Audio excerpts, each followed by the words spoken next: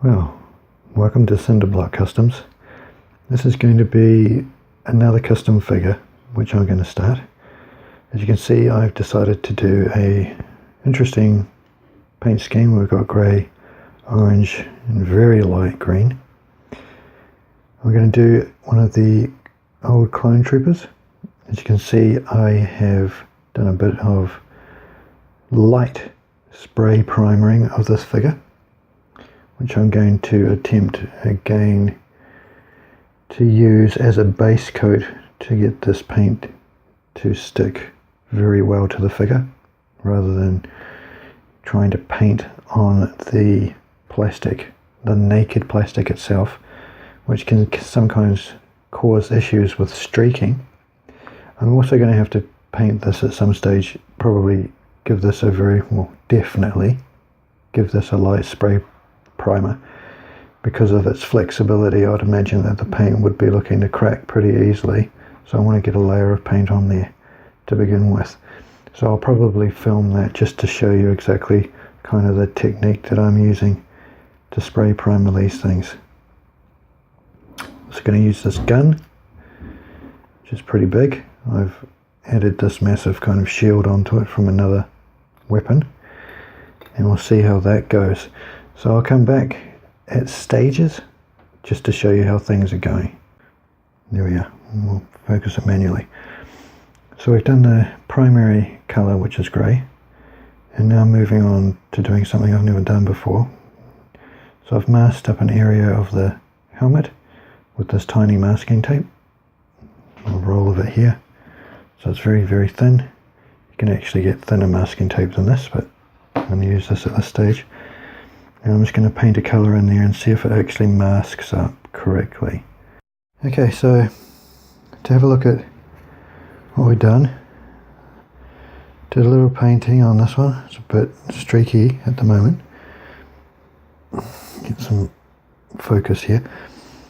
So I painted over the grey, and of course it was a bit dull, and it still is a bit dull, but it dried brighter than what it was applied with, or how it was applied. So it dried a bit brighter. So I'm going to have to do 2, maybe 3 coats, I think, to get the actual brightness to come out. So this is a bit of a learning curve because I haven't done it this way before. The masking is going to have to get another 1 or 2 coats, and then we'll work on the rest of the figure. Okay, we're back. I took off one bit of the masking tape, and we see there is a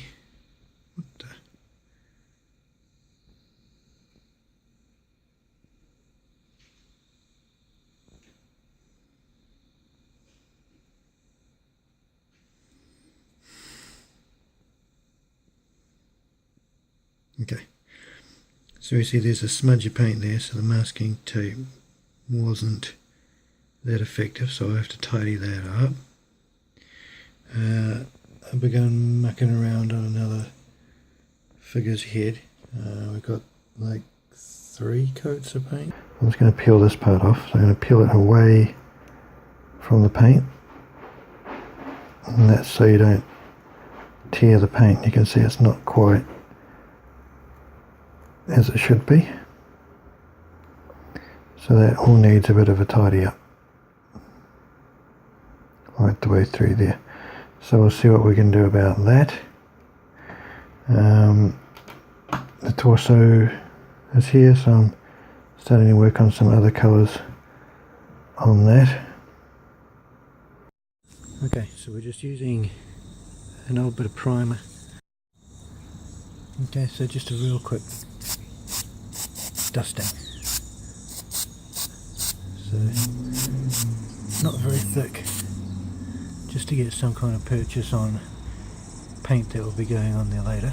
So this should dry in a couple of minutes max, and then we'll get back to painting it. Look out for the ants too. So he's got no arms at the moment. We've done a little bit of detail painting. We need to do a few more touch-ups and things, but overall it's coming around. I had to repaint on the visor part, which is kind of looking a little bit different to what it was originally. So we've got to put the arms and we've got to put the weapon together. When I was waiting for the other figure to dry, I just painted this thing up with some sparkly stuff just to see what would happen, and I'm probably going to try and do a figure like this with a two-tone colour, so I might actually use blue on this maybe. So blue and a sparkly kind of red. But so we've got two kind of other projects that are kind of happening simultaneously. So these will probably be featuring at a later date once I start achieving something with them. So there we are, there's the update at the moment. We have to get the arms when we have to get the weapon together, and then we should all be good.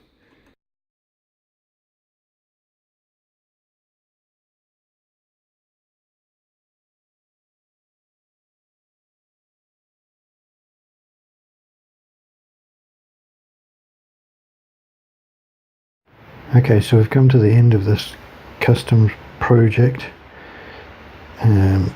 So I'm kind of happy with most of it. There's a few things, little details I'm not so happy with. That'll be the ammunition belt there. I'm not too happy with how that turned out. Obviously I had to repaint the visor on there, which isn't quite as crisp as it should be. And of course the colour scheme kind of got way out of control with this lime green, yellow and orange scheme, which kind of just morphed out of control out of its own accord.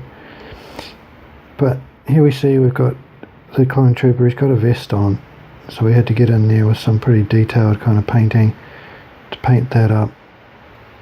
He's got these cool Lego shoulder arm plates and one of the Mandalorian markings on there, which I actually purchased years and years ago, and here's a whole sheet of them. So I got the red and black colours, and they're just protected at the moment by a backing sheet so they don't peel off, but there they are in all their glory. Now I got these from a place called Bad Mother Customs on eBay. I've just checked and they're still there. They do loads of these kind of decals, and they also do tiny little comic books and tiny little magazines to put in your soldiers' hands, like Action Man or something. So check them out if you're looking for some custom decals, tiny little things to put on your Lego figures. Get back that focus. So I've put the camera on him, or whatever this thing is around here, the skirt thing, and we follow the colour scheme around through the back. There's a couple of little indicator lights on his ammunition backpack. We've tried to do something, a little bit of something with the base in terms of putting on some kind of texture and some little rocks, which I actually made out of green stuff, which is that blue and yellow type Play-Doh thing, which you mix together and it makes hard kind of plastic stuff, which is also what I've used here for his elbow armor.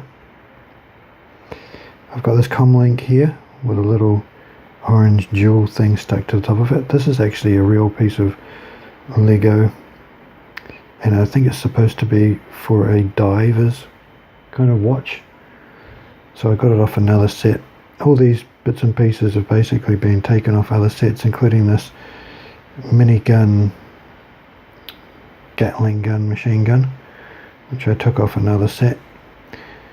So I basically just mishmashed a whole bunch of things together and put it onto this clone trooper. So this took about 3 weeks to do. You know, bits and pieces here and there, here and there, and here and there. This is what I used for the base. I bought this off AliExpress. I was wanting to use it for some other purpose, but it ended up that they just screwed this whole sheet up and it had a whole lot of creases in it, so I couldn't use it for a big mat, but it's perfect for like cutting out and gluing to a base of this, just to give it a little bit more of a textured look. So there we have it. We have the Clone Trooper Minigunner. I'm in the process of looking at doing another couple of troopers, which I kind of started half started while I was finishing this off. So this is custom number 2. At some point I'm going to attempt to do like some wash and battle damage on these things, and we'll see how that turns out. I've got a couple of different masks, well, helmets. So I've got a Boba Fett one, and I've got another version of the clones, so I'll be getting into those as well shortly. See if I can do some better customs, better colour schemes, although I might probably do some more crazy colour schemes, knowing me. But yeah, didn't turn out too bad. Turned out alright. A couple of little bits and pieces here and there which you could do a little touch up to, but there we go. There's custom number 2. Check out my channel for other like standard Lego or Lego alternative reviews, and also for other Star Wars custom figures. Thanks for popping in.